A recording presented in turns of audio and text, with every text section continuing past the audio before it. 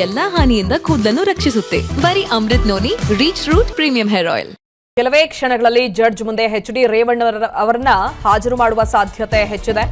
ಇನ್ನೇನು ಕೆಲವೇ ಕ್ಷಣಗಳಲ್ಲಿ ಮಾಜಿ ಸಚಿವ ರೇವಣ್ಣ ಜಡ್ಜ್ ಮುಂದೆ ಹಾಜರಾಗ್ತಾರೆ.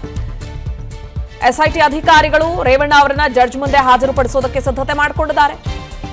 ಜಡ್ಜ್ ಮುಂದೆ ಹಾಜರುಪಡಿಸಿ ಕಸ್ಟಡಿಗೆ ಕೇಳ್ತಾರೆ ಎಸ್ಐಟಿ ಅಂಡ್ ಟೀಮ್. ಭಾನುವಾರ ಆಗಿರೋದ್ರಿಂದ ಇವತ್ತು ಎಸ್ಐಟಿ ಕಸ್ಟಡಿಗೆ ನೀಡೋದು ಡೌಟು ಅಂತಲೇ ಹೇಳಲಾಗ್ತಾ ಇದೆ. ಸೊ ಹೀಗಾಗಿ ಬಹುತೇಕ ರೇವಣ್ಣಗೆ ಜೈಲೇ ಫಿಕ್ಸ್ ಆಗೋ ಸಾಧ್ಯತೆ ದಟ್ಟವಾಗಿದೆ. ನಾಳೆ ರೆಗ್ಯುಲರ್ ಕೋರ್ಟ್ನಲ್ಲಿ ಮನವಿ ಸಲ್ಲಿಸೋದಕ್ಕೆ ಸೂಚಿಸಬಹುದು ಜಡ್ಜ್. ಇವತ್ತೇನಾದ್ರೂ ಎಸ್ಐಟಿ ಅಂಡ್ ಟೀಮ್ ಹಾಜರುಪಡಿಸಿದಂತ ಸಂದರ್ಭದಲ್ಲಿ ಭಾನುವಾರ ಆದ ಕಾರಣ ಅವರನ್ನ ಎಸ್ಐಟಿ ಕಸ್ಟಡಿಗೆ ನೀಡೋದು ಬಹುತೇಕ ಅನುಮಾನ ಅಂತ ಹೇಳಲಾಗ್ತಾ ಇದೆ. ಸೊ ಹೀಗಾಗಿ ನಾಳೆ ಬಹುತೇಕ ಅವರನ್ನ ರೆಗ್ಯುಲರ್ ಕೋರ್ಟ್ ಮುಂದೆ ಮನವಿ ಮಾಡಿಕೊಳ್ಳಿ ಅಂತ ಹೇಳೋ ಸಾಧ್ಯತೆ ಕೂಡ ಹೆಚ್ಚಿದೆ. ಒಟ್ಟಾರೆ ಇನ್ನೇನು ಕೆಲವೇ ಕ್ಷಣಗಳಲ್ಲಿ ಜಡ್ಜ್ ಮುಂದೆ ಎಚ್.ಡಿ. ರೇವಣ್ಣ ಅವರನ್ನ ಹಾಜರುಪಡಿಸಲಾಗುತ್ತೆ. ಎಸ್ಐಟಿ ಅಂಡ್ ಟೀಮ್ ಸಿದ್ಧತೆ ಮಾಡಿಕೊಂಡಿದೆ. ಜೊತೆಗೆ ಕಸ್ಟಡಿಗೆ ಕೇಳಬೇಕು ಅನ್ನೋ ಬೆಳವಣಿಗೆಗಳು ಕೂಡ ಆಗ್ತಾ ಇದೆ. ಪ್ರಕರಣಕ್ಕೆ ಸಂಬಂಧಪಟ್ಟ ಹಾಗೆ ವಿಚಾರಣೆಗೊಳಪಡಿಸಬೇಕು. ಸೊ ಹೀಗಾಗಿ ಕಿಡ್ನಾಪ್ ಕೇಸ್ನಲ್ಲಿ ಅರೆಸ್ಟ್ ಆಗಿರುವ ರೇವಣ್ಣಗೆ ಮೆಡಿಕಲ್ ಟೆಸ್ಟ್ ಕೂಡ ಮುಗಿದಿದೆ. ನಿನ್ನೆ ಜಡ್ಜ್ ಮುಂದೆ ಹಾಜರುಪಡಿಸೋದಕ್ಕೂ ಮುನ್ನ ಮತ್ತೊಮ್ಮೆ ಮೆಡಿಕಲ್ ಟೆಸ್ಟ್ ಅನ್ನು ಮಾಡಿಸಿದ್ದಾರೆ. ನಿನ್ನೆ ಬೌರಿಂಗ್ ಆಸ್ಪತ್ರೆಯಲ್ಲಿ ಮೆಡಿಕಲ್ ಟೆಸ್ಟ್ ಅನ್ನು ಮಾಡಿಸಿದ್ರು ಎಸ್ಐಟಿ ಅಧಿಕಾರಿಗಳು. ಹೃದಯ ತಜ್ಞರು, ಗ್ಯಾಸ್ಟ್ರೋಲಾಜಿಸ್ಟ್ ಸಂಪರ್ಕಿಸುವಂತೆ ಸಲಹೆ ಕೊಟ್ಟಿದ್ದಾರಂತೆ. ಹೃದಯ ತಜ್ಞರು ಗ್ಯಾಸ್ಟ್ರೋಲಾಜಿಸ್ಟ್ ಅವರನ್ನ ಸಂಪರ್ಕಿಸಿ ಅನ್ನೋ ಸಲಹೆ ಕೊಟ್ಟಿದ್ದಾರೆ. ಬಹುಶಃ ಗ್ಯಾಸ್ಟ್ರೈಟಿಸ್ ಈ ತರದೇನಾದ್ರೂ ಸಮಸ್ಯೆ ಇರಬಹುದು ಅಂತ ಕಾಣಿಸುತ್ತೆ. ಸೊ ಹೀಗಾಗಿ ಆ ಸಲಹೆ ಪಡೆದುಕೊಳ್ಳಲಾಗಿದೆ. ಎಸ್ಐಟಿ ಅಧಿಕಾರಿಗಳಿಗೆ ಬೌರಿಂಗ್ ಆಸ್ಪತ್ರೆ ವೈದ್ಯರು ಈ ಸೂಚನೆ ಕೊಟ್ಟಿದ್ದಾರೆ. ಸೊ ವಿಕ್ಟೋರಿಯಾಗೆ ಕರೆದುಕೊಂಡು ಹೋಗುವಂತೆ ಸೂಚಿಸಿದ್ರು. ಸೊ ಹೀಗಾಗಿ ಇವತ್ತು ಜಡ್ಜ್ ಮುಂದೆ ಹಾಜರುಪಡಿಸೋದಕ್ಕಿಂತ ಮುಂಚೆನೆ ವಿಕ್ಟೋರಿಯಾ ಆಸ್ಪತ್ರೆಗೆ ರೇವಣ್ಣ ಅವರನ್ನ ಕರೆದೊಯ್ಯೋ ಸಾಧ್ಯತೆ ಹೆಚ್ಚಿದೆ. ಸಹಜವಾಗಿ ಒಬ್ಬ ಆರೋಪಿಯನ್ನ ಬಂಧಿಸಿದಂತಹ ಸಂದರ್ಭದಲ್ಲಿ ಇವರು ರಾಜಕಾರಣಿಗಳು, ಹೈ ಇನ್ಫ್ಲೂಯೆನ್ಸ್ಡ್ ಪರ್ಸನ್ಸ್, ಅದಕ್ಕೆ ಇವರನ್ನ ವೈದ್ಯಕೀಯ ತಪಾಸಣೆಗೊಳಪಡಿಸಿದ್ದಾರೆ ಅಂತ ಬರೋದಿಲ್ಲ. ಯಾರನ್ನೇ ಅರೆಸ್ಟ್ ಮಾಡಿದ್ರು ಕೂಡ ಅವರ ವೈದ್ಯಕೀಯ ಪರೀಕ್ಷೆ ಮಾಡಲೇಬೇಕಾಗತ್ತೆ. ಆರೋಗ್ಯದ ಸ್ಥಿತಿ ಹೇಗಿದೆ ಅನ್ನೋದನ್ನ ಅರಿತು ಮುಂದೆ ಅವರನ್ನ ವಿಚಾರಣೆಗೊಳಪಡಿಸಬೇಕಾಗತ್ತೆ.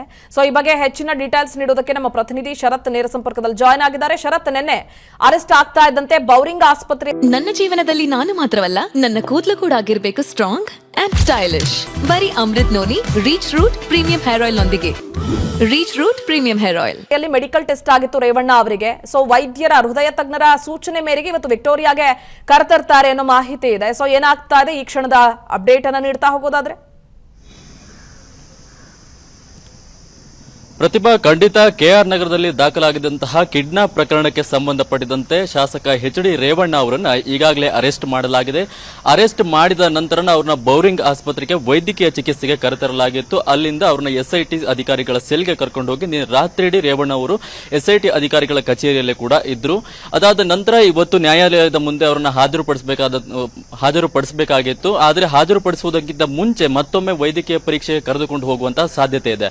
ಯಾಕಂತ ಹೇಳಿದ್ರೆ ನಿನ್ನೆ ಬೋರಿಂಗ್ ಆಸ್ಪತ್ರೆಯಲ್ಲಿ ವೈದ್ಯಕೀಯ ತಪಾಸಣೆಗೆ ರೇವಣ್ಣ ಅವರನ್ನ ಹಾಜರುಪಡಿಸಿದಂತಹ ಸಮಯದಲ್ಲಿ ಹೆಚ್ಚಿನ ತಪಾಸಣೆಗಾಗಿ ಹೃದಯ ತಜ್ಞರು ಮತ್ತು ಗ್ಯಾಸ್ಟ್ರಾಲಜಿಸ್ಟ್ಗಳನ್ನ ಭೇಟಿ ಮಾಡಬೇಕು ಅಂತ ಹೇಳಿ ಬೋರಿಂಗ್ ಆಸ್ಪತ್ರೆಯ ವೈದ್ಯರು ಹೇಳಿರುವಂತಹ ಕಾರಣದಿಂದಾಗಿ ನ್ಯಾಯಾಧೀಶರ ಮುಂದೆ ಹಾಜರುಪಡಿಸುವುದಕ್ಕಿಂತ ಮುಂಚೆ ಮತ್ತೊಮ್ಮೆ ವಿಕ್ಟೋರಿಯಾ ಆಸ್ಪತ್ರೆಗೆ ಕರೆದುಕೊಂಡು ಹೋಗುವಂತಹ ಸಾಧ್ಯತೆಯೂ ಇದೆ. ಇನ್ನೇನು ಕೆಲವೇ ಹೊತ್ತಿನಲ್ಲಿ ರೇವಣ್ಣ ಅವರನ್ನ 17ನೇ ಎಸಿಎಂ ನ್ಯಾಯಾಧೀಶರಾದಂತಹ ರವೀಂದ್ರ ಕಟ್ಟಿಮನಿ ಅವರ ಮುಂಭಾಗದಲ್ಲಿ ಹಾಜರುಪಡಿಸುವಂತಹ ಸಾಧ್ಯತೆ ಇದೆ. ಕಾರಣ ಜನಪ್ರತಿನಿಧಿಗಳ ವಿಶೇಷ ನ್ಯಾಯಾಲಯದ ನ್ಯಾಯಾಧೀಶರು ಇವತ್ತು ರಜೆ ಇರುವಂತಹ ಕಾರಣ 17ನೇ ಎಸಿಎಂ ನ್ಯಾಯಾಲಯದ ನ್ಯಾಯಾಧೀಶರ ಮುಂದೆ ಹಾಜರುಪಡಿಸುವಂತಹ ಸಾಧ್ಯತೆ ಇನ್ನೇನು ಕೆಲವೇ ಕ್ಷಣಗಳಲ್ಲಿ ಇದೆ. ಪ್ರತಿಭಾ, ಥ್ಯಾಂಕ್ ಯು ಶರತ್ ಡೀಟೇಲ್ಸ್ಗಾಗಿ.